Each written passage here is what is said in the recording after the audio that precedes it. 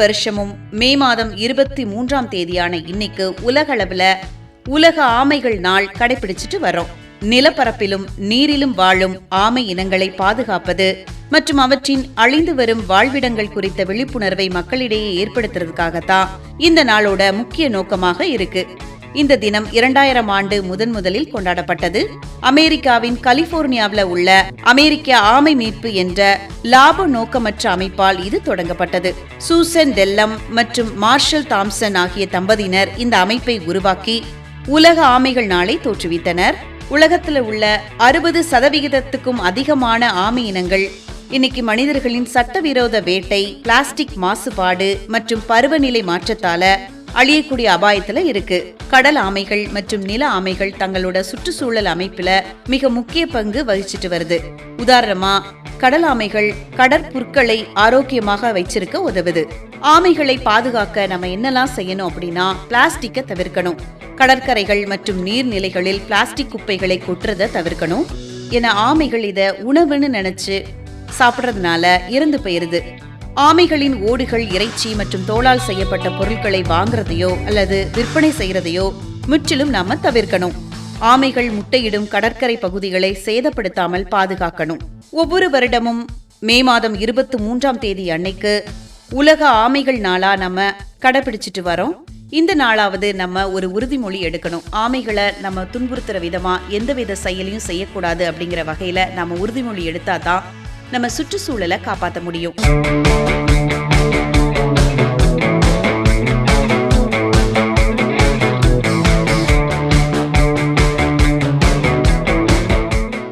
இப்ப நாம இந்த நாள் நிகழ்ச்சி மூலமா யார பத்தி தெரிஞ்சுக்க போறோம் அப்படின்னா, தமிழ் திரையுலகத்துல தொடக்க காலத்துல கொடிகட்டி பறந்த ஒரு முன்னணி நகைச்சுவை நடிகை, பின்னணி பாடகி மற்றும் திரைப்பட தயாரிப்பாளரான டி.ஏ. மதுரம் அவங்கள பத்தி தான் தெரிஞ்சுக்க போறோம்.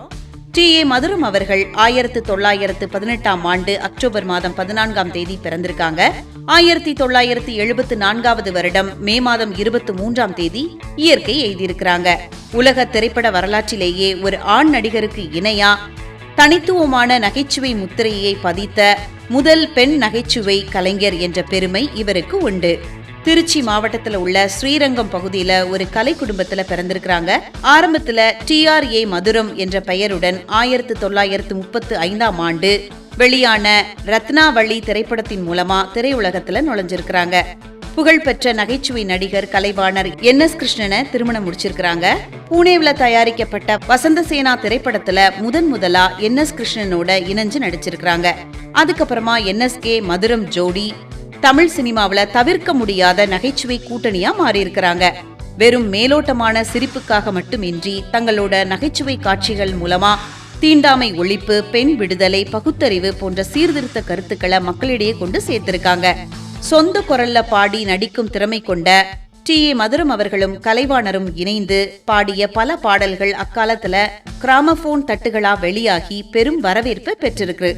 அலிபாபாவும் 40 திருடர்களும், கண்ணகி, ஹரிதாஸ், பைத்தியக்காரன், சந்திரலேகா, நல்ல தம்பி, மணமகள், பணம், மதுரை வீரன், ராஜா தேசிங்கு, அரசினங்குமரி உள்ளிட்ட 100க்கும் மேற்பட்ட படங்கள்ல நடிச்சிருக்கிறாங்க டி.ஏ. மதுரம் அவர்கள். தன்னோட கணவர் கலைவாணரின் அள்ளி கொடுக்கும் வள்ளல் குணத்திற்கு எவ்வித மறுப்புமின்றி முழு ஒத்துழைப்பு தந்திருக்காங்க டி.ஏ. மதுரம் அவர்கள். இவங்களோட சென்னை இல்லம் எந்த நேரமும் ஏழை எளியவர்களுக்கும் திரை உலகத்தினருக்கும் பசியாற்றும் அன்னச்சத்திரமா விளங்கியிருக்கு. உலக திரைப்பட வரலாற்றிலேயே ஒரு ஆண் நடிகருக்கு இணையா தனித்துவமான நகைச்சுவை முத்திரையை பதித்த முதல் பெண் நகைச்சுவை கலைஞரான டி.ஏ. மதுரம் அவர்களை பத்தின நிறைய விஷயங்களை இந்த நாள் நிகழ்ச்சி மூலமா தெரிஞ்சுக்கிட்டதுல மிக்க மகிழ்ச்சி அடைகின்றோம்.